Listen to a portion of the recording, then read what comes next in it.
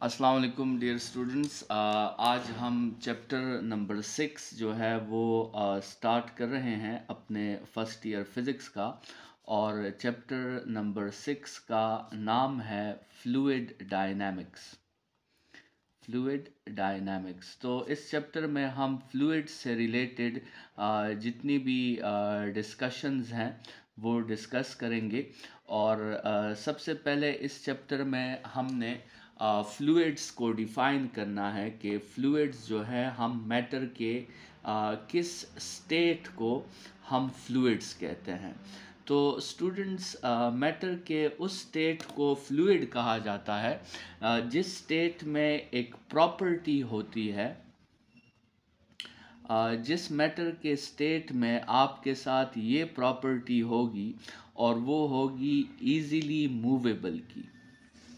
मतलब जो मैटर का स्टेट इजीली मूव कर सकता है और जो इजीली फ्लो कर सकता है। जो मैटर का स्टेट इजीली आपके साथ फ्लो कर सकता है, उस मैटर के स्टेट को स्टूडेंट्स हम फ्लूइड्स के नाम से पुकारेंगे। और इसमें आपके साथ पहले नंबर पे लिक्विड्स आते हैं, दूसरे नंबर पे आपके साथ गैसेस आते हैं और तीसरे नंबर पे आपके साथ प्लाज्मा आता है। तो स्टूडेंट्स, ये जो मैटर के तीन स्टेट्स हैं, इस मैटर की तीन स्टेट्स में एक कंबाइंड प्रॉपर्टी है और वो प्रॉपर्टी है इजीली मूवेबल की या इजीली फ्लो की। तो इस मैटर के तीन स्टेट्स को इस प्रॉपर्टी की वजह से हम कंबाइनली एक ही जो है स्टेट में स्टडी करते हैं और उस एक स्टेट को हम जो है फ्लूइड कहते हैं। तो ये तो हो गई फ्लूइड की डिफिनीशन। अब स्टूडेंट्स ज़रा डिस्कस करते हैं कि आइडियल फ्लूइड जो है उसकी क्या डिफिनीशन है। आइडियल फ्लूइड जो है वो किसे कहते हैं? तो students, according to kinetic molecular theory, kinetic molecular theory जो है वो आइडियल फ्लूइड्स के बारे में कुछ पॉस्टुलेट्स रखती है। और जो भी फ्लूइड इन पॉस्टुलेट्स को फुलफिल करता है तो फिर हम कहते हैं कि वो फ्लूइड जो है वो आइडियल होगा। स्टूडेंट्स, पॉस्टुलेट नंबर 1 जो है, आइडियल फ्लूइड वो फ्लूइड होता है जिसका इंटरमॉलिक्यूलर फोर्स जो है वो ज़ीरो होता है। ठीक है। सो आइडियल फ्लूइड में इंटरमॉलिक्यूलर फोर्स क्या होगा? वो आपके साथ ज़ीरो होगा। प्रॉपर्टी नंबर 2 जो है, आइडियल फ्लूइड वो होगा जिसकी डेंसिटी जो है वो आपके साथ कांस्टेंट होगी। मतलब आइडियल फ्लूइड वो होगा जिसको ना तो आप कंप्रेस कर सकते होंगे, उसको कंप्रेस करना हमारे लिए इम्पॉसिबल होगा, और ना ही उसको हम एक्सपेंड कर सकते होंगे। ठीक है, उसको एक्सपेंड करना भी हमारे लिए इम्पॉसिबल होगा। मतलब उसकी डेंसिटी क्या होगी? डेंसिटी उसकी कांस्टेंट होगी। स्टूडेंट्स, आपको पता है कि जो मटेरियल कंप्रेस हो जाता है उसकी डेंसिटी बढ़ जाती है और जो मटेरियल एक्सपेंड हो जाता है उसकी डेंसिटी कम हो जाती है। तो आइडियल फ्लूइड की डेंसिटी क्या रहेगी? वो हमेशा कांस्टेंट रहेगी। स्टूडेंट्स, आइडियल फ्लूइड वो होता है जिसकी विस्कोसिटी जिसको हम ये इफ़िशेंसी वाले सिंबल से जाहिर करते हैं, आइडियल फ्लूइड की विस्कोसिटी जो होती है वो आपके साथ ज़ीरो के बराबर होती है। स्टूडेंट्स, विस्कोसिटी किसे कहते हैं वो हम थोड़ी देर में डिस्कस करेंगे, लेकिन फ़िलहाल इतना समझ लें कि जिस तरह सॉलिड्स में आपके साथ फ्रिक्शंस होते हैं, तो उसी तरह फ्लूइड्स में आपके साथ क्या होती है? फ्लूइड्स में आपके साथ विस्कोसिटी होती है। ठीक है। तो मतलब ये फ्रिक्शंस का एक किस्म का सब्स्टिट्यूट है, ये फ्रिक्शंस का मुतबादिल है। और फ्रिक्शंस का मकसद भी मोशन को स्टॉप करना होता है, और विस्कोसिटी का मकसद भी मोशन को स्टॉप करना होता है। तो विस्कोसिटी पे बात करेंगे, लेकिन फ़िलहाल जो है हम आइडियल फ्लूइड्स को डिस्कस कर रहे हैं। तो आइडियल फ्लूइड्स वो होते हैं जिसकी विस्कोसिटी जो है वो ज़ीरो होती है, मतलब ऐसा फ्लूइड जो मोशन को बिल्कुल भी अपोजिशन प्रोवाइड ना करें, ठीक है। ऐसे फ्लूइड को हम कहते हैं कि ये आइडियल फ्लूइड है, और ऐसे फ्लूइड की विस्कोसिटी को हम जो है वो ज़ीरो पर लेते हैं, जो बिल्कुल मोशन को अपोजिशन जो है वो प्रोवाइड ना करें, ठीक है। तो स्टूडेंट्स, ये जो है ये तो आपके साथ आइडियल फ्लूइड की कुछ पॉस्टुलेट्स हो गई, और ये पॉस्टुलेट्स हमें काइनेटिक मॉलिक्यूलर थ्योरी से पता चलती है। और स्टूडेंट्स, आप अगर देखें तो कोई भी ऐसा फ्लूइड नहीं है जो इन तमाम पॉस्टुलेट्स को फुलफिल करें। तो हमारे साथ जितने भी फ्लूइड्स हैं उनमें से आइडियल बिहेवियर अभी तक किसी का भी नहीं है। तो फिर उन फ्लूइड्स को हम क्या कहते हैं? उन फ्लूइड्स को फिर हम प्रैक्टिकल फ्लूइड्स कहते हैं, ठीक है। मतलब जो आइडियल बिहेवियर से डिविएट कर जाते हैं, उन फ्लूइड्स को क्या कहा जाता है? उन फ्लूइड्स को प्रैक्टिकल फ्लूइड्स कहा जाता है। जैसे स्टूडेंट्स, आप इस पोस्टुलेट को देखें कि आइडियल फ्लूइड की डेंसिटी क्या होती है। आइडियल फ्लूइड की डेंसिटी जो है वो कांस्टेंट होती है। तो अगर आप इस कंडीशन पे लिक्विड्स को देखें, तो स्टूडेंट्स, लिक्विड्स जो है उनकी डेंसिटी तकरीबन जो है वो कांस्टेंट होती है, और उनको कंप्रेस और एक्सपेंड करना बड़ा मुश्किल होता है। लेकिन स्टूडेंट्स, अगर आप इसी पोस्टुलेट पे गैसेस को देखें, तो स्टूडेंट्स, गैसेस की डेंसिटी बिल्कुल भी कांस्टेंट नहीं होती, और उसको बहुत हाई लेवल पे कंप्रेस भी किया जा सकता है गैस को, और गैस को बहुत ज़्यादा एक्सपेंड भी किया जा सकता है। तो मतलब हम कह सकते हैं कि इस पोस्टुलेट के सामने लिक्विड्स जो है वो आइडियल बिहेवियर को ज़्यादा फॉलो करते हैं, और गैसेस जो है इस पोस्टुलेट में आइडियल बिहेवियर से डिविएट करते हैं, और वो आइडियल बिहेवियर को इस पोस्टुलेट में जो है वो जस्टिफाई नहीं करते। इसी तरह अगर आप इस पोस्टुलेट को देख लें कि इंटर मॉलिक्यूलर फोर्स का ज़ीरो होना, अगर आप इस पोस्टुलेट पे लिक्विड्स को देखें, तो स्टूडेंट्स, लिक्विड्स में आपको पता है कि इंटरमॉलिक्यूलर फोर्स जो है वो नेग्लिजिबल नहीं होता, वो ज़ीरो नहीं होता। लेकिन अगर आप गैसेस को देखें, तो स्टूडेंट्स, गैसेस में इंटरमॉलिक्यूलर फोर्स जो होता है वो नियरली ज़ीरो होता है, या आप कह सकते हैं कि नेग्लिजिबली स्मॉल होता है।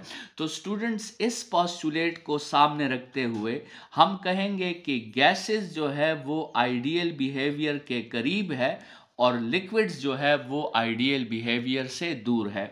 और इसी तरह अगर आप विस्कोसिटी के स्टेटमेंट को भी देखें, तो हर फ्लूइड जो है वो मोशन को कुछ ना कुछ अपोजिशन ज़रूर प्रोवाइड करता है, और अभी तक हमने कोई भी ऐसा फ्लूइड नहीं देखा जो मोशन को ज़ीरो अपोजिशन प्रोवाइड करे। तो इस पोस्टुलेट को सामने रखते हुए भी हमारे साथ जितने भी फ्लूइड्स हैं, चाहे वो लिक्विड्स हैं चाहे वो गैसेस हैं, वो आइडियल बिहेवियर से डिविएट करते हैं।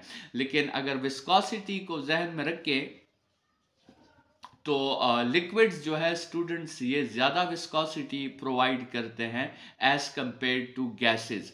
तो मतलब गैसेस में विस्कोसिटी ना होने के बराबर होती है, और लिक्विड्स की विस्कोसिटी जो होती है वो आपके साथ ज़्यादा होती है। तो फिर गैसेस आइडियलिज्म को ज़्यादा फॉलो कर रहे हैं एज़ कंपेयर टू लिक्विड्स, ठीक है। तो ये आइडियल फ्लूइड की हमने डिफिनीशन कर ली, फ्लूइड को भी डिफाइन कर लिया, और आइडियल फ्लूइड को भी हमने डिफाइन कर लिया। अब स्टूडेंट्स, इस पे बात करते हैं कि ये विस्कोसिटी किसे कहते हैं।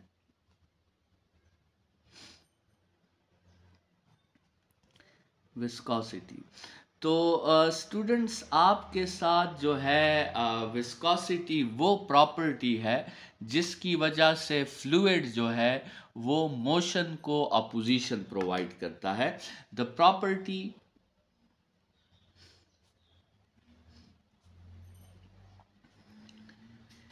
ड्यू टू विच fluid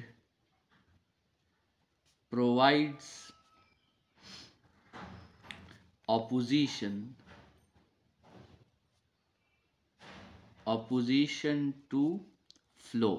ठीक है, वो प्रॉपर्टी जिसकी वजह से एक फ्लूइड क्या करे, वो मोशन को अपोजिशन प्रोवाइड करे, उस प्रॉपर्टी को हम विस्कोसिटी कहते हैं। देखिए स्टूडेंट्स, फ्लूइड्स किसे कहा जाता है?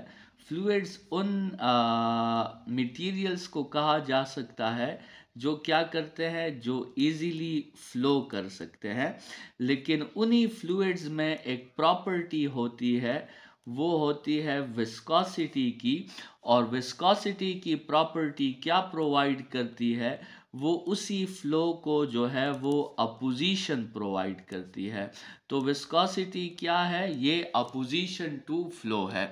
और जिस तरह जो काम जो है स्टूडेंट्स फ्रिक्शंस का है, फ्रिक्शंस का काम जो है वो क्या है? वो मोशन को स्टॉप करना है, टू स्टॉप द मोशन या टू अपोज द मोशन। लेकिन ये काम फ्रिक्शंस किस में कर रहा होता है? फ्रिक्शंस ये काम सॉलिड्स में कर रहा होता है। तो यही काम आपके साथ विस्कोसिटी का भी है। विस्कोसिटी का मकसद भी क्या है? To stop the motion. लेकिन विस्कोसिटी ये काम किस मैटर के स्टेट में सरंजाम देती है? ये वो फ्लूइड्स में सरंजाम देती है। तो विस्कोसिटी असल में फ्रिक्शंस का, या आप कह सकते हैं कोफिशिएंट ऑफ फ्रिक्शंस का सब्स्टिट्यूट है, उसका मुतबादिल है। स्टूडेंट्स, अगर हम सिर्फ जो है सिर्फ अगर हम फ्लूइड्स की बात जनरली ना करें, बल्कि फ्लूइड्स में हम सिर्फ बात करें लिक्विड्स की, अगर सिर्फ लिक्विड्स की बात करें, तो लिक्विड्स में आप विस्कोसिटी को समझने के लिए आप इसका मतलब जो है वो थिकनेस ले सकते हैं। विस्कोसिटी को आप क्या समझ सकते हैं? थिकनेस, या इसको आप समझ सकते हैं बाय डेंसिटी। ठीक है, मतलब लिक्विड्स में जो जिस लिक्विड की डेंसिटी जो है, डेंसिटी जिस लिक्विड की आपके साथ ग्रेटर होगी, तो उस लिक्विड की विस्कोसिटी भी क्या होगी? उस लिक्विड की विस्कोसिटी भी आपके साथ ग्रेटर होगी। मतलब जो लिक्विड आपके साथ थिकर होगा, जिसको हम जो है उर्दू में गाढ़ापन कहते हैं, जो लिक्विड आपके साथ गाढ़ा होगा या जो लिक्विड आपके साथ थिकर होगा, उस लिक्विड की विस्कोसिटी भी ज़्यादा होगी। और उस लिक्विड की जो मोशन को अपोजिशन है, वो मोशन को अपोजिशन भी उस लिक्विड की आपके साथ ज़्यादा होगी। जैसे मिसाल के तौर पे आप लेट सपोज एक ग्लास में वाटर ले लें। ठीक है, ग्लास में आप क्या जो है वाटर ले लें, और दूसरे ग्लास में आप जो है वो हनी ले लें। ठीक है, तो आपको पता है कि वाटर की डेंसिटी हनी से बहुत कम है, या हनी जो है वो वाटर से थिकर है। तो अगर हम इन दोनों ग्लासेस को जो है वो लेट्स सपोज इसको हम गिरा दें, दोनों ग्लासेस को, वाटर के ग्लास को भी हम फ्लिप कर दें और हनी के ग्लास को भी फ्लिप कर दें, तो स्टूडेंट्स ये वाटर जो है बहुत इजीली फ्लो करके जो है वो सराउंडिंग में फैल जाएगा। लेकिन हनी जो होगी वो मोशन को अपोजिशन प्रोवाइड करेगी। तो हनी इतनी इजीली मूव नहीं कर सकती जितना वाटर इजीली मूव कर सकता है। तो इसका मतलब ये है कि वाटर की जो विस्कोसिटी है वो स्मॉल है, और हनी की जो विस्कोसिटी है वो आपके साथ लार्ज है। ठीक है, मतलब हनी ज़्यादा अपोजिशन शो करता है एज कंपेयर टू वाटर। या आप एक दूसरा एक्सपेरिमेंट करें, आप एक ग्लास में जो है वो वाटर ले लें और दूसरे ग्लास में जो है वो हनी ले लें। ठीक है, और आप दोनों ग्लासेस को इस तरह दोनों ग्लासेस को उठाकर फिर टेबल की तरफ उन दोनों ग्लासेस को एक जर्क दे ऐसे, तो आप देखेंगे कि वाटर में जो डिस्टरबेंस आप देखेंगे, वाटर की डिस्टरबेंस जो है वो ज़्यादा होगी, लेकिन हनी की डिस्टरबेंस इतनी नहीं होगी। ठीक है, तो इससे भी ये साबित होता है कि वाटर की चूंकि डेंसिटी कम है तो इसकी विस्कोसिटी भी कम है, तो ये मोशन को इतना अपोजिशन प्रोवाइड नहीं करता। और हनी की डेंसिटी ज़्यादा है तो इसकी विस्कोसिटी भी ज़्यादा है, तो ये मोशन को ज़्यादा अपोजिशन प्रोवाइड करता है। तो इसका मतलब ये हुआ कि लिक्विड्स में, अगर हम सिर्फ लिक्विड्स की बात करें, तो लिक्विड्स में विस्कोसिटी को आप किस तरह समझ सकते हैं, आप with the help of density उसको समझ सकते हैं। तो जिस लिक्विड की डेंसिटी ज़्यादा होगी या जो लिक्विड थिकर होगा, उस लिक्विड की विस्कोसिटी भी आपके साथ ज़्यादा होगी।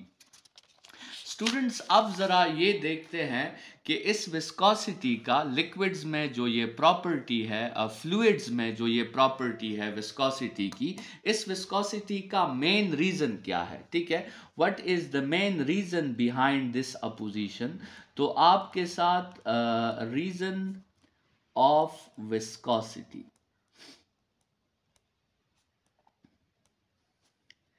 तो स्टूडेंट्स ये विस्कोसिटी कहाँ से बनती है और इसका ओरिजिन क्या है और उसका रीज़न क्या है। तो इसका रीज़न ये है कि आपके साथ लेट्स सपोज इस कंटेनर में एक फ्लूइड है, तो वो जो फ्लूइड होता है तो स्टूडेंट्स उसमें डिफरेंट आपके साथ लेयर्स होते हैं उस फ्लूइड के, और हर लेयर में आपके साथ स्टूडेंट्स कुछ मॉलिक्यूल्स होते हैं। हर लेयर में आपके साथ क्या होंगे, मॉलिक्यूल्स होंगे।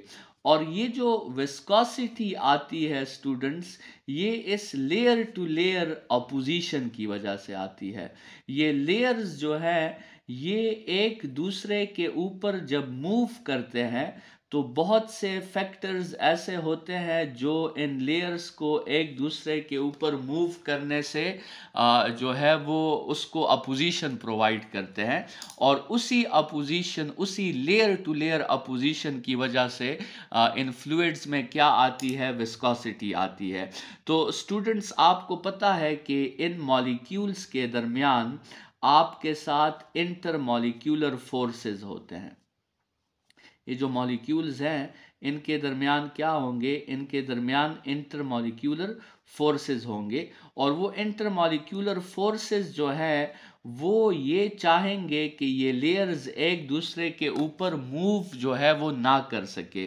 तो स्टूडेंट्स, अगर हम विस्कोसिटी के रीजंस को समझें या इनके फैक्टर्स को समझें कि वो कौन से फैक्टर्स हैं जो विस्कोसिटी को अफेक्ट कर सकते हैं या जो विस्कोसिटी को चेंज कर सकते हैं, तो उसमें सबसे पहला फैक्टर है इंटरमॉलिक्यूलर फोर्स का।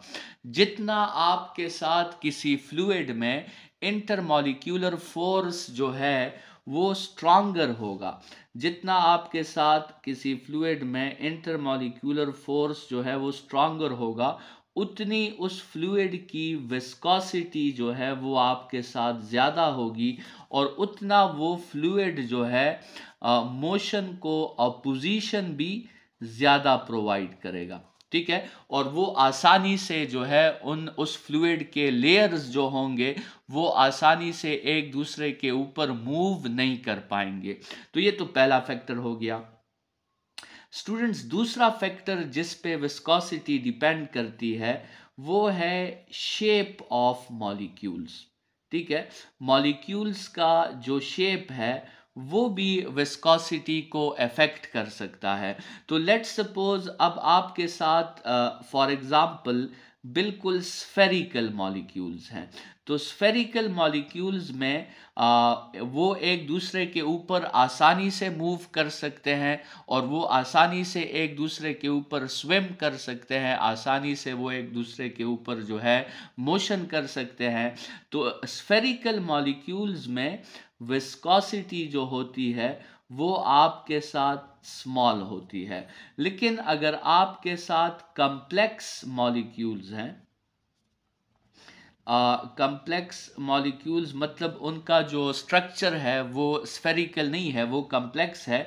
जैसे लेट्स सपोज आप वाटर का स्ट्रक्चर देखें, तो वाटर में जो आपके साथ H2O है उसका स्ट्रक्चर कुछ ऐसा होता है, ठीक है। और ये उस लोन पेयर ऑफ इलेक्ट्रॉन्स की वजह से इसका जो ये एंगल होता है ये 180 से बड़ा होता है, ठीक है। सो अब वाटर का स्ट्रक्चर जो है वो बिल्कुल सिंपल स्ट्रक्चर नहीं है, तो इस लिक्विड की विस्कोसिटी जो है वो ज़्यादा होगी।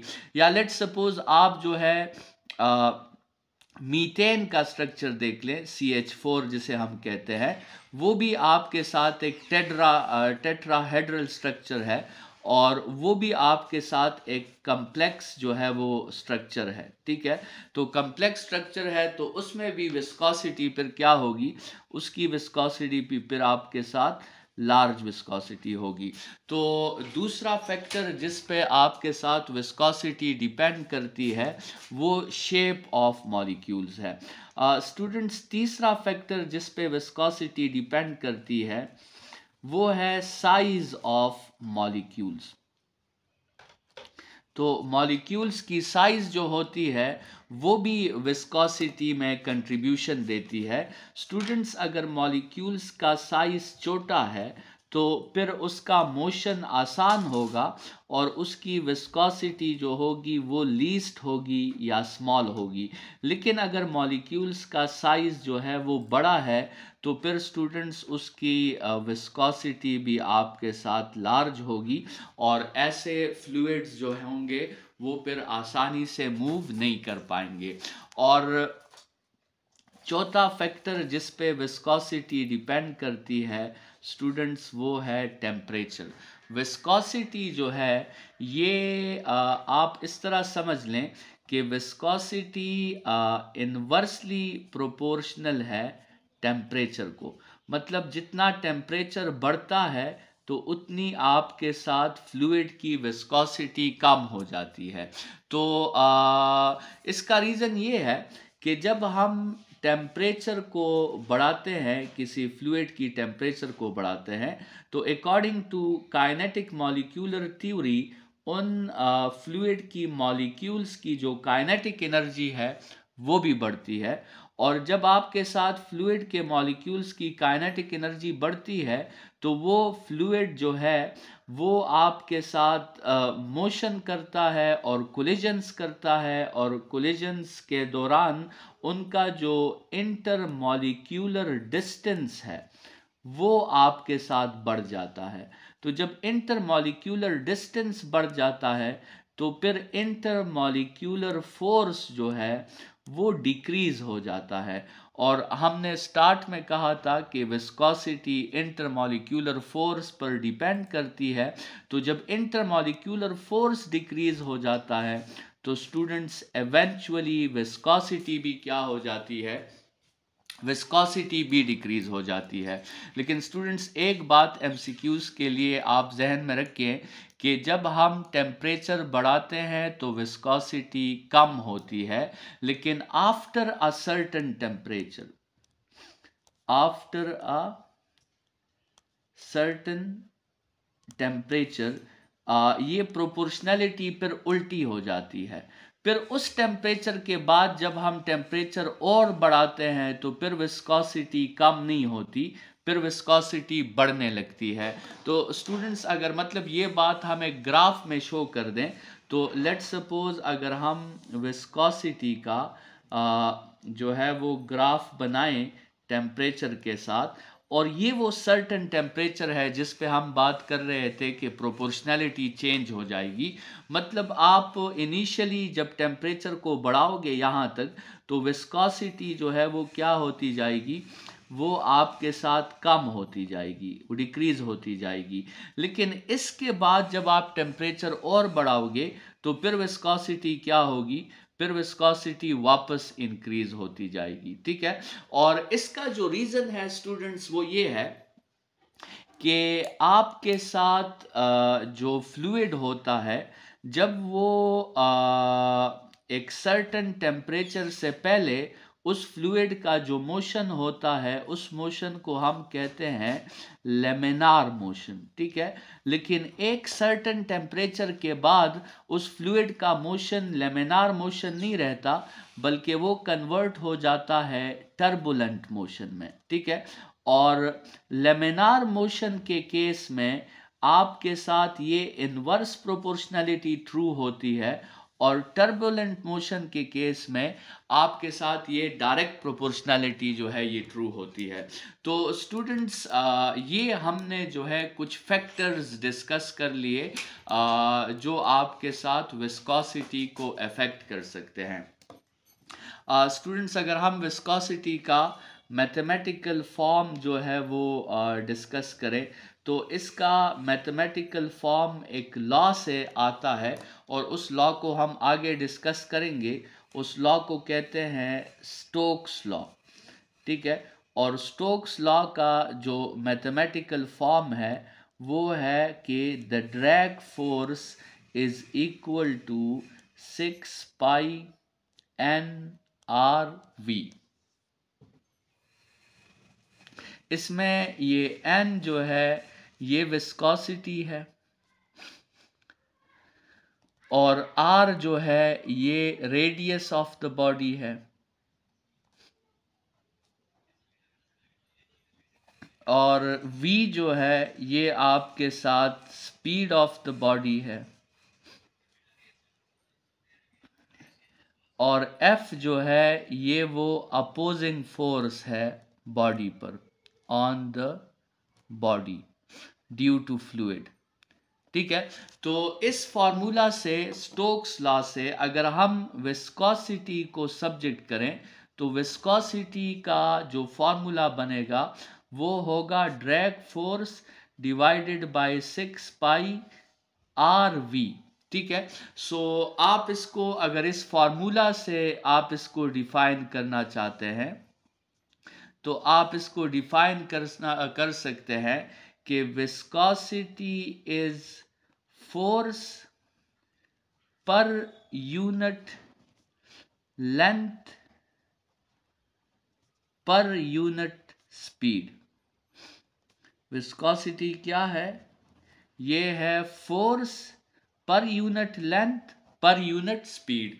और यहाँ से अगर आप चाहें तो आप विस्कोसिटी का जो SI यूनिट है वो आप विस्कोसिटी का निकाल सकते हैं।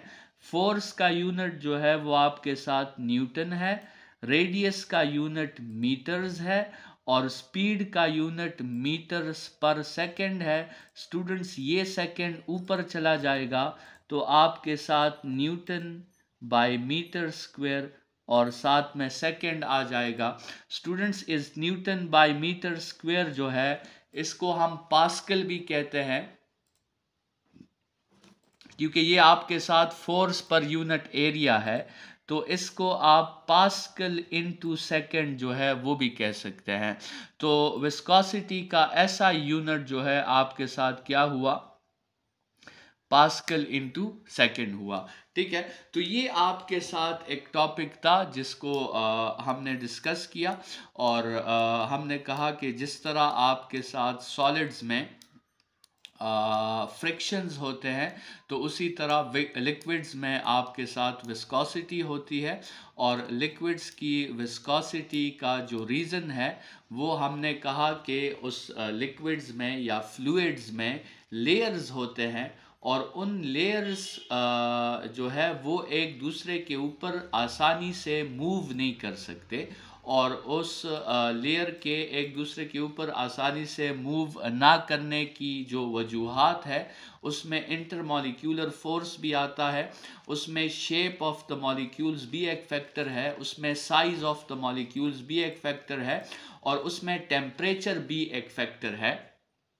लेकिन इन सब फैक्टर्स के हेल्प से जो है वो फ्लूइड्स मोशन को अपोजिशन प्रोवाइड करती है, और इसी फ्लूइड की इसी प्रॉपर्टी को जो है हमने विस्कोसिटी का जो है वो नाम दिया है। तो स्टूडेंट्स, आज के लेक्चर में हमने जो है फ्लूइड को डिफ़ाइन किया, आइडियल फ्लूइड को डिफ़ाइन किया, और फिर जो है हमने फ्लूइड की एक प्रॉपर्टी पे बात की जिसको हम विस्कोसिटी कहते हैं। विस्कोसिटी के डोमेन में याद रखिए स्टूडेंट्स कि लिक्विड्स की विस्कोसिटी हमेशा गैसेस से जो है वो ज़्यादा होती है, और ये बात भी जनरली याद रखें कि जिस फ्लूइड की डेंसिटी ज़्यादा होगी उस फ्लूइड की विस्कोसिटी भी आपके साथ ज़्यादा होगी। इंशाल्लाह नेक्स्ट लेक्चर में हम स्टोक्स लॉ पे बात करेंगे, और उसी स्टोक्स लॉ के डोमेन में फिर हम टर्मिनल वेलोसिटी को डिस्कस करेंगे। आज के लेक्चर के लिए इतना ही। Thank you students.